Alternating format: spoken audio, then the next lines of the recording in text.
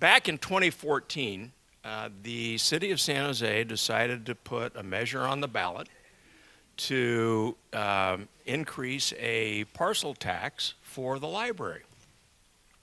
And a few of us from the VAC were sitting around remembering back to the pornography filter discussion that we had before the council in 2009. And we thought, you know, the council is not interested in protecting our children, so I don't understand why we need to give the city more money for libraries. And I got a hold of Mayor Reed, and I got a hold of today's speaker, Johnny Khamis, and said, you know, we're going to have a real hard time supporting this if we can't do something to protect our children. And the mayor and Johnny got on it, and Johnny really picked up the ball and ran with it, and the city now has pornography filters on the computers in the children's section of the library because this guy is a solid man of values, saw an opportunity to do something for our children and for our community, and he and his staff went crazy putting this thing together for us. So my public thank you to you, Johnny, for doing that. Johnny Khamis was elected to the city council in 2012. He was reelected again in 2012, 13, 14, 15, 2016. Don't push me. Math was not my long suit in school. But Johnny was resoundingly reelected. He's doing a great job of serving the people in District 10, as well as all of the citizens of San Jose. Johnny brings a unique perspective to governance and to the city council. It's one that we wish there were more that held that. And Johnny does too, I know.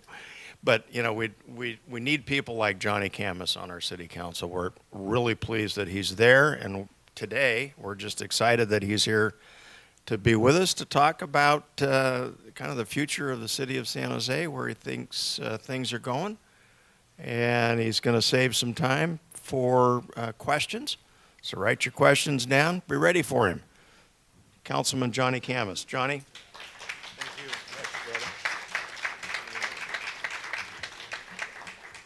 So you hand a politician a microphone and they could talk forever. So how long am I supposed to talk before? 3 minutes? Okay. Well, I'm proud to be. We're out of here at 1:15. There's a clock back. Okay, 45 minutes. That's plenty. Glad to be here with all of you again. I've been here a couple times, not as your speaker, but just as a member of the audience. And I'm delighted to serve our community. It's been my honor to serve for the last 6.5 years. I feel that I'm one of the very few voices that talks about fiscal responsibility, building transparency in government. I preach this every day at the dais. If it was it's like my own pulpit, so I get to talk about issues like saving money. In my tenure, I've been able to find, math was my subject, so I've been able to find pots of money in savings here and there. In my first year, we found $500,000 savings by not renting out buildings, but to use our own uninhabited buildings. So we found a few buildings for our staff to move into, and we were able to save $500,000 annually just in my first year of looking at the budget.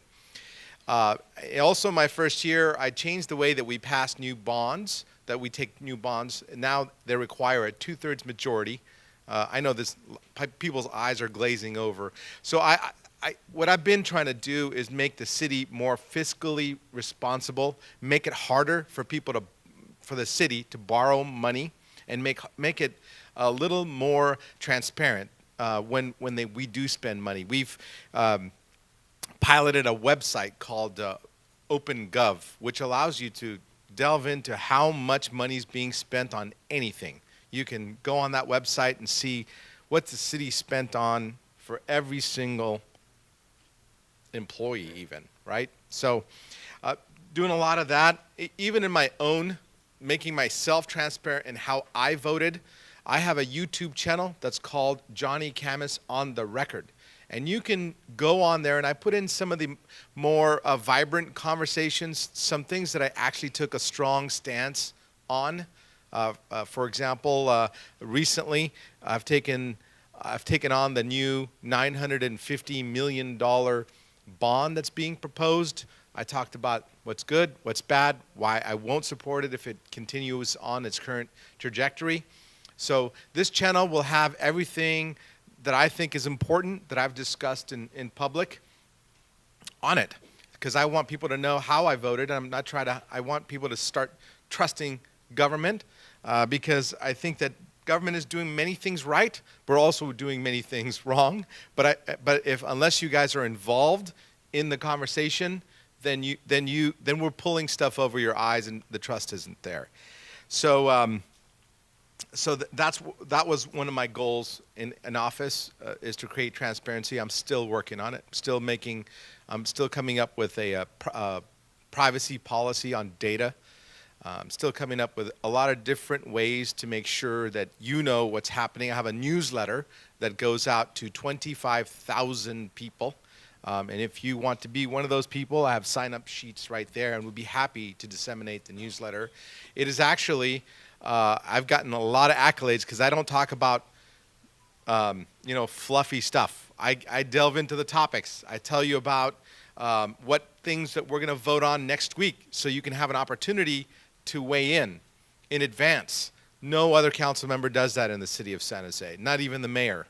Has that much detail, and I've gotten so many thank yous for the information that's on that newsletter, because it really puts you in touch of what's really happening in your city, and that's one of my goals, is to make sure that everybody knows what's happening in the city.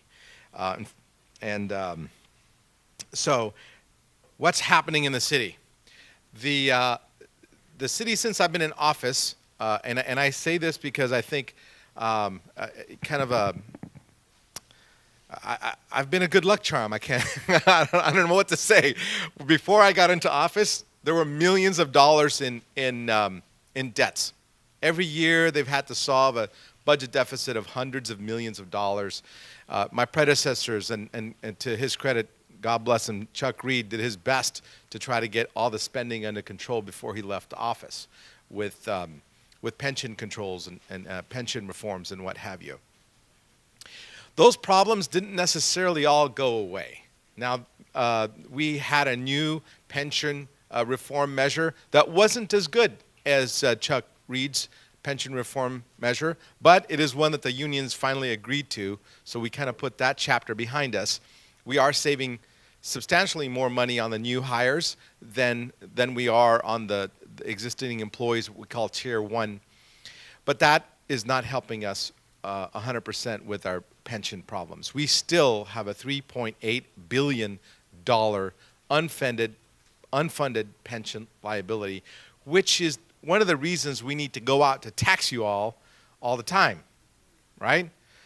Just being in office in the last 5 years, in the last 3 years, I've had to vote no on two tax ballot measures that actually got voted in. One of them was Measure B. You all know there's a quarter-cent sales tax. That was a San Jose-sponsored quarter-cent sales tax. And those of you who have looked up on my YouTube channel, you'll find my arguments against that ballot measure, because I said this is a general tax measure, and it doesn't matter if we say we're going to fix the police department and the roads. It doesn't have to go to those things. And guess what? Only $1 million this year is going to roads. Only one out of the $40 million that this new tax measure spent. So this is one of the reasons why I vocally opposed this measure. Not because I didn't think the streets need to be paved, because I still think the streets need to be paved. But any measure that doesn't bring the money directly to where it needs to be spent is not a measure that I could support. Same thing with Measure G. It was a new business tax, and everybody wants to tax business, right? Let them pay for it. Fact of the matter is, all of you will end up paying for it because all they do is pass on the taxes to you. And that's what I explained. Again, if somebody's really sleepy at night, you could watch those videos and see what I said on some of those issues. But so those are the things that I've been trying to stand up for, and I feel that a lot of times my words go on unheard, and I think it's important for all of us to start thinking about what we're passing. We have not had a budget problem over the last 5 years, but then again, we haven't fixed our roads either. We have passed the VTA tax measure, half-cent sales tax, which is now being disputed in the court system.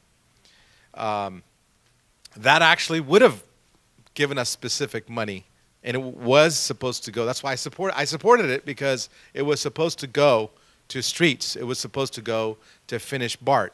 That's why I supported it, because I knew it was written in the ballot language. It couldn't be spent on anything else. That's why I supported it, but now it's being held up in the court system. So there's also SB1, which, whether you like it or not, it was a Senator Bell's bill, which would have also brought in $19 million a year into the city. I didn't oppose it. Was not their rah-rah either. But it would have provided money towards the city of San Jose's pavement maintenance budget, of which, like I just said, we only have $1 million actual dollars going from our general fund to. Everything else is supposed to be coming from the gasoline tax, a VTA, and the other measure, the SB1 and VTA. So those are the things that keep me up at night. How are we going to fix our streets? How are we going to open our libraries? How are we going to open our park with the money that we have? Since this year, I think our projected payment into the pensions is $372 million, okay? And that may not sound like a big figure to you, but our entire budget is $1.4 billion. So it's almost 40% of our annual revenue going towards just pensions. And every year it's been increased. The only reason it didn't increase this year is because we've had a good good investments. This was a good investment year. The pension funds actually outperformed where they were supposed to go, so we didn't have a huge increase that we usually do every year. But in a bad year, that $372 million is going to grow, right? So it all depends on how well we do. Our pensions are supposed to be giving us an average annual return of 6.875. How many of you guys get 6.875 in your bank accounts? It's really hard to achieve. Once in a while, we are able to get that. Like last year, we had a good like 13-14% return on investment, which allowed us not to go deep into debt this year. That, so those are the things that keep me up at night now. We have increased services. Now, we did spend that money on police. We have given police a substantial raise. A lot of them are coming back. And so the police department is now coming back to where it used to be. We're scheduled to have 1,150 police officers, up from 850. So police are coming back, and they're coming back because, quite frankly, they're getting paid better in San Jose than they are anywhere else for now. So a lot of people are concerned about crime, and our police are tackling it as much as possible. But a lot of people think that just because we have more police officers, that's going to equal lower crime. That is not necessarily the case, because a lot of the ballot measures that passed in the state, Prop 47 and 57, have actually decreased the penalties for criminal activity. It decreased the penalties, for example, for serial burglars, so that each case has to have more than $950 worth of recovered stolen stolen goods.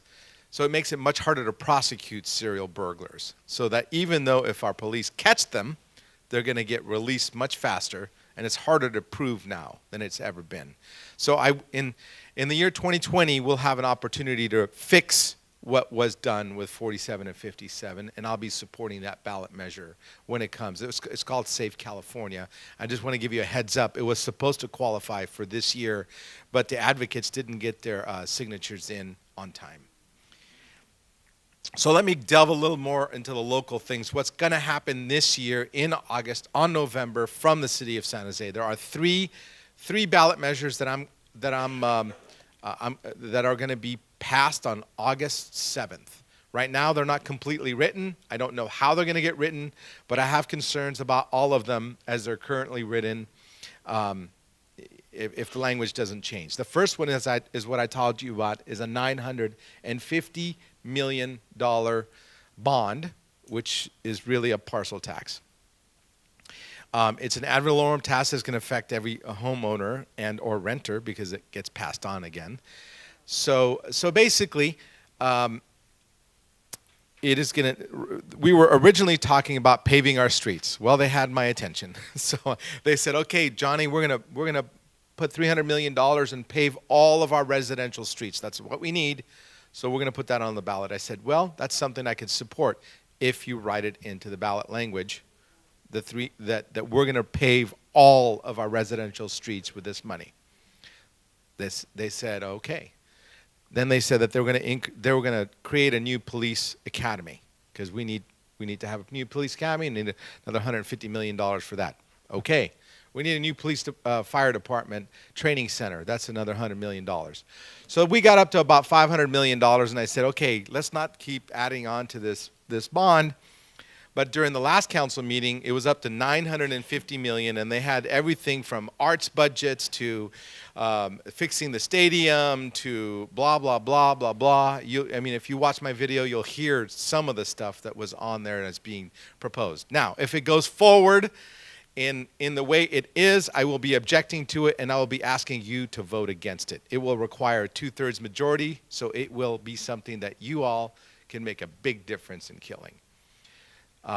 If it does go down in size, and they're only going to fix our streets, I probably will support it, because if it's written in a way that it's accountable and transparent, then it's something that I think I could support.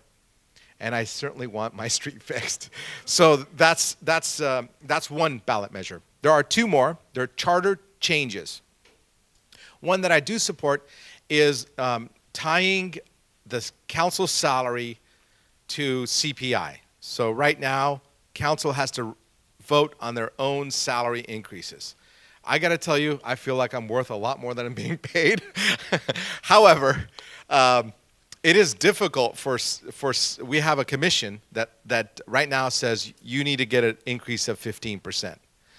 And we have to vote on the raises, right? So we never take the 15%. We sometimes take 3%. We've never taken more than 3% annual increase.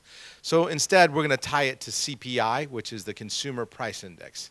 That will be on the ballot, and it'll be a great way just to not vote on this issue ever again. And I think it's a fair way to solve that kind of embarrassing situation for council members to say, okay, give me a raise. The other ballot measure is a contracting ballot measure. This is the one that I'm a little bit worried about. There's actually 3 parts of it, and again, I don't want people to get confused. The only part that I have a problem with is something that's being called best value contracting. Right now, in order for somebody to do business, let's say that we're paving our roads and it's going to cost us $2 million to pave certain number of streets. So we go out to an RFP, request for proposal, and we ask all these contractors who's going to give us our lowest bid. So we have something called lowest responsible bidder, somebody who's done it before, somebody who's insured, some requirements are in place. The new process is a whole new process called best value. And it has all the other stuff, but it takes away the lowest cost bidder. And it puts in new language on labor requirements. The labor requirements are the ones that keep me up a little bit because it can actually be used to only allow union contractors to bid on these projects. Now, I don't mind that unions compete. I actually encourage competition. I love that everybody competes, but I don't want it to be closed off to all bidders. I think everybody should compete for the city's business, and I think if there isn't the competition, it will cause prices to rise, and it will end up costing all of you more. So I'm working on removing that language, but if it doesn't get removed, I would urge you to go against it, and I will be sending out an email newsletter on it once or twice because I've actually already called it, instead of best value, best friend contracting. And quite honestly, the way it's set up, it could easily be that way. It is easy. Anyway. It's whoever's in charge gets to decide who gets those contracts. So those are the things that I'm working on, and I want all of you to be informed, and one of the best ways you could do that again is to sign up for my newsletter and be informed on. You'll see some of the fluff stuff, me ribbon cutting. It's all on the side. The meat is in the middle, right? So I'm like other council members. I do like to brag about new businesses or what have you. But I put all those things on the side. What you need to pay attention to is what's in the middle of the newsletter, and skip down to whatever interests you. But I always talk about what's important to our community and what's important to all of you. That being said, and I also wanted to say that I will also continue. I have 2.5 years left. I will continue to be that voice of fiscal responsibility and transparency, because that's what people voted me in for. People have voted me in because I understand numbers, and I still understand numbers, and I will continue to work for you to make sure that government is not misspending money. As I said, I found just a couple of months ago, I found $600,000 in a contract that was overpaid. Without me, that would have been unseen. On VTA, we got rid of a system that was very. It was the outreach system, where the person in charge was actually using fake trips to get millions of dollars in on 200,000+ fake trips a year. So that would not have been outed had it not been for me working on VTA.